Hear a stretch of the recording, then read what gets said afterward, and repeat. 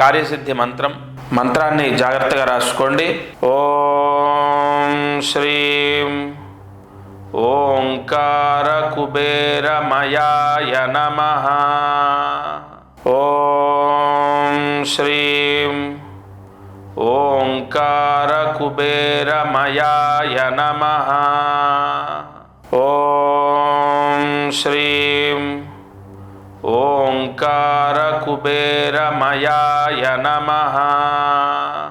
ఈ మంత్రాన్ని 8 సార్లు రాసి 108 మార్లు జపించండి. కొన్ని మంత్రాలు కలియుగంలో అష్టలక్ష్మి అనుగ్రహం, కుబేర అనుగ్రహాన్ని ఇస్తాయి. అటువంటి మంత్రంలో ఇదొక మంత్రం. ఉదయం, మధ్యాహ్నం, సాయంత్రం లేదా రాత్రి పడుకునేలోపు ఈ మంత్ర జపాన్ని చేయాలి. 108 సార్లు జపించాలి.